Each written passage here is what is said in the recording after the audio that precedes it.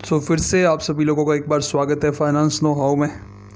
और जो हमने लास्ट अभी एक वीडियो बनाया उसमें हमने 19 MCQs डिस्कस किए और हम यहाँ से 20th MCQ से स्टार्ट करेंगे। ये पार्ट 2 है। अगर आप लोगों ने पार्ट 1 नहीं देखा तो आप ऊपर डिस्क्रिप्शन में है लिंक दे रखी है, वहाँ से आप पार्ट 1 देख सकते हैं। ठीक है, अगर आपको ये वीडियो अच्छा लगे तो आप लाइक शेयर सब्सक्राइब जरूर करिए। अब क्वेश्चन नंबर 20 से स्टार्ट करेंगे।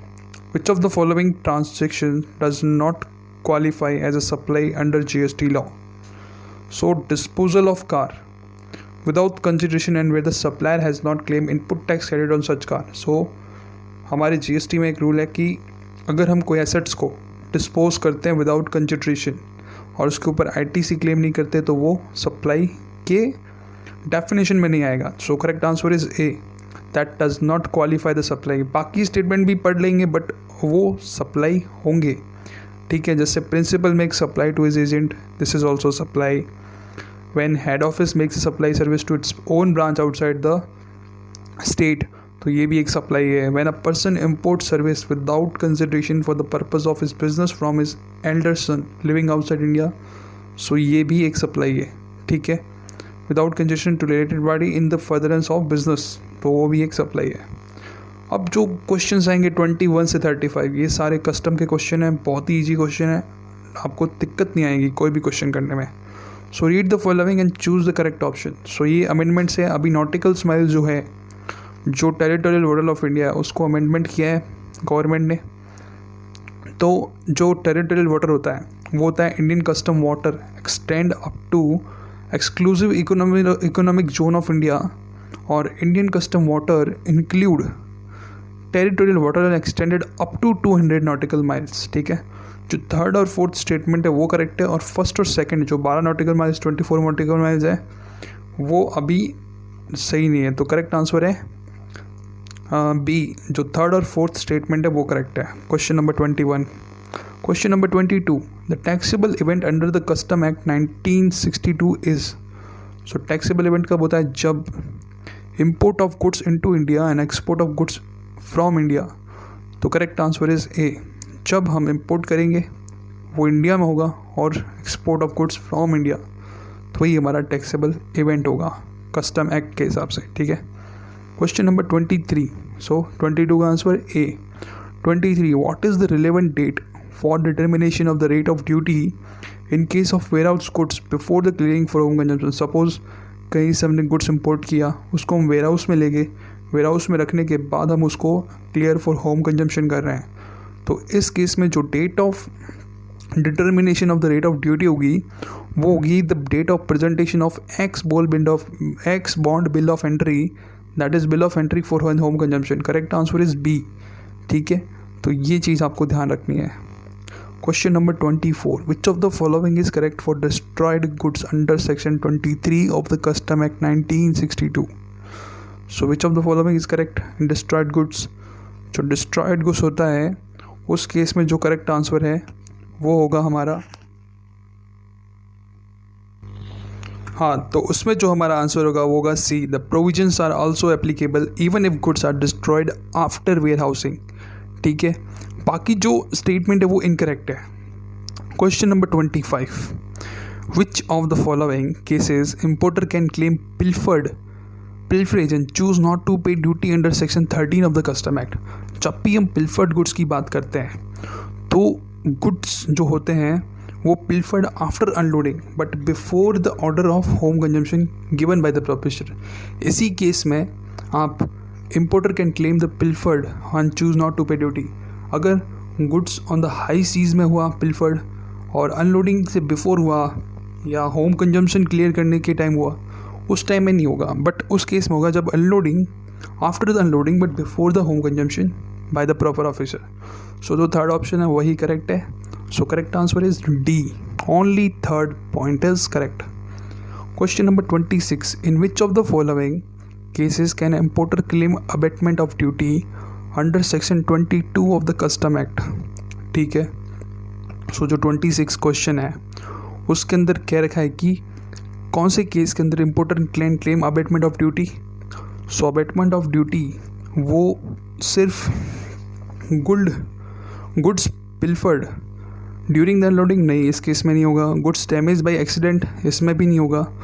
Goods destroyed by accident while in warehouse, इस केस में भी उसको अबेटमेंट नहीं मिलेगा। But fourth case is good damage by accident not due to negligence of the importer after unloading but before the examination of assessment by the custom authorities. So ये जो point है after unloading but before the examination, ये चीज़ ध्यान रखना है। तो इसी केसेस के अंदर आप जो अबेटमेंट ऑफ ड्यूटी है वो ले सकते हो सेक्शन 22 के अंदर। Correct answer is A, only fourth. 27, now which of the following statement is correct. तो ये जो क्वेश्चन रिलेटेड है उसके अंदर एक स्पेशल एग्जाम्शन दी जाती है कस्टम ऑफिसर की तरफ से और एक जनरल एग्जाम्शन दी जाती है। जो जनरल एग्जाम्शन होती है वो नोटिफिकेशन के थ्रू आती है, स्पेशल एग्जाम्शन होती है वो बाय ऑर्डर आती है, इशूइंग एन ऑर्डर, ठीक है। स्पेशल एग्जाम्शन होती है उसको ऑफिशियल गजट में के थ्रू नहीं, उसको इस ऑर्डर के थ्रू पब्लिश करते हैं। बट जनरल एग्जाम्शन होती है उसको ऑफिशियल गजट के थ्रू पब्लिश करते हैं। तो नीचे 4 स्टेटमेंट दे रखे हैं, उनको इसी बेसिस पे देखना है। तो special exemption bye issuing notification नहीं, उसको जनरल ऑर्डर के हिसाब इशूइंग एन ऑर्डर के हिसाब से पब्लिश करते हैं, ठीक है, ग्रांट करते हैं। बट जनरल एग्जाम्शन होती है उसको नोटिफिकेशन के थ्रू करते हैं। तो दोनों स्टेटमेंट गलत है। थर्ड, स्पेशल एग्जाम्शन को ऑफिशियल गजट में, ये भी गलत है। General exemption not required to publish in official gazette, but उसको ऑफिशियल गजट में ही पब्लिश करते हैं। तो चारों स्टेटमेंट गलत है। So all of the 4 statements are incorrect, ठीक है।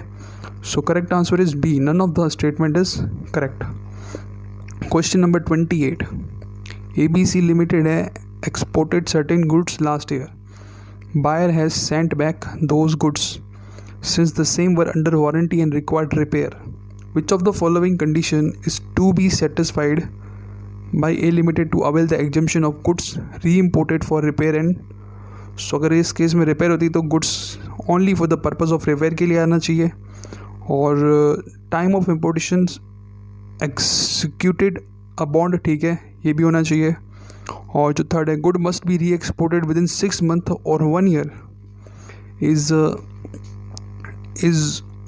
Extended on the date of re importation, ठीक है, ये भी होना चाहिए। और जो फोर्थ कंडीशन है in case of goods not repaired the new goods have to be send by ABC within 6 months। जो फोर्थ कंडीशन है वो नहीं होती, but first second third condition वहाँ पे होती है। तो correct answer is B in case of 28। Okay, now 29th, इसके अंदर XY Limited sent certain goods abroad for repairs, ठीक है, has been advised by their consultant that they have to pay custom duty only on the fair cost of repair, okay, freight and insurance charges both ways and re-import of the exported goods under provided they fulfill the following conditions। तो देखो पहली condition होती है with in 3 years के अंदर री-इम्पोर्ट होना चाहिए और 5 साल तक एक्सटेंशन हो सकता है। Export and reimport goods are the same, ठीक है। The ownership of the goods should not have change, ownership change नहीं होनी चाहिए। तो तीनों कंडीशन होनी चाहिए। Correct answer is A. Question बात करेंगे 30th क्वेश्चन की। Sorry, the integrated tax leviable on imported goods is levied. So जो इंटीग्रेटेड लगती है वो लगती है सेक्शन 5 के अंदर, ठीक है। तो correct answer is B, section 5 of integrated goods and service act 2017। Question number 31 की बात करें, which of the following are levied as additional duty of custom under section 3 of the custom act. So additional duty कौन सी होती है? Additional duty जो होती है वो होती है एंटी डंपिंग ड्यूटी, नहीं होती, ठीक है। But special additional duty countervailing, ये एडिशनल ड्यूटी होती है। Countervailing duty and special additional duty ये भी होती है। Sorry, and the duty equal to excise duty leviable to like product manufactured. तो फर्स्ट 3 ड्यूटीज़ है वो additional duty, but anti dumping duty एक एडिशनल ड्यूटी नहीं होती, ठीक है। तो correct answer is D, 1, 2, 3 is an additional duty but anti dumping duty is not an additional duty, okay. Now we are talking about the safeguard duty can not be impose. So safeguard duty कब, अगर आप एक developing country से 3% से ज़्यादा लगा रहे हो तब एंटी डंपिंग ड्यूटी लगेगी, बट 3% से कम मंगा रहे हो तो एंटी सेफ गार्ड ड्यूटी नहीं लगेगी, ठीक है। और आर्टिकल ऑफ इम्पोर्टेड अगर मोर देन 1 कंट्री से मंगा रहे हो तो 9% एग्रीगेट और लेस देन 3 वो वाली कंडीशन है। सो ये जो 32 क्वेश्चन है अगर article of which is propose to be impose and originate from more than one developing country, aggregate import of developing country each of which less than 3%, okay, and share taken together does not exceed 9%, इस case में आपके ऊपर safeguard duty लगेगी, but बाकी सब cases के अंदर आपके ऊपर सेफगार्ड ड्यूटी लग जाएगी, ठीक है।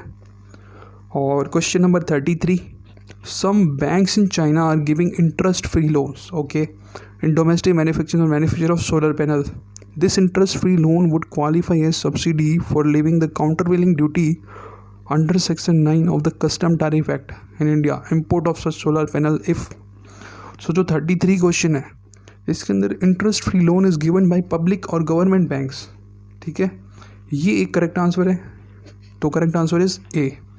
Question number 34, countervailing duty under section 9 of the custom tariff shall not be levied unless it is determined that, क्या चीज़ होगी। जो 34th क्वेश्चन है उसके अंदर subsidy rate relates to export performance होनी चाहिए, ठीक है, subsidy relate to use of domestic goods over imported goods in export article, ये भी होना चाहिए, ठीक है। बट जो थर्ड कंडीशन है, subsidy is conferred on the all person engage in the manufacturing और एक्सपोर्ट आर्टिकल, तो थर्ड स्टेटमेंट करेक्ट नहीं है, तो shall not be levied unless determine that, तो फर्स्ट और सेकंड कंडीशन डिटरमाइन होनी चाहिए, थर्ड नहीं होनी चाहिए, तो correct answer is D. 35th, anti dumping duty is calculated as, तो क्या होगा, जो डंपिंग अमाउंट होगा और इंजीनियरिंग मार्जिन होगा उसमें जो भी लोअर होगा वो हमारी एंटी डंपिंग ड्यूटी होगी, तो correct answer is B, okay. So this is our overall 35 MCQs of IDT जो इंस्टीट्यूट ने सैम्पल पेपर में डाल के रखे हैं। नेक्स्ट वीडियो में हम लोग जो भी हमारे RTP के MCQs है, जितनी भी RTP जहाँ से MCQ स्टार्ट हुआ है, मई 2019 से लेके नवंबर 2020, 4 अटेम्प्ट के RTP की MCQs का डिस्कशन हम करेंगे, उसके ऊपर वीडियो लाऊंगा मैं। Thank you so much for watching this video.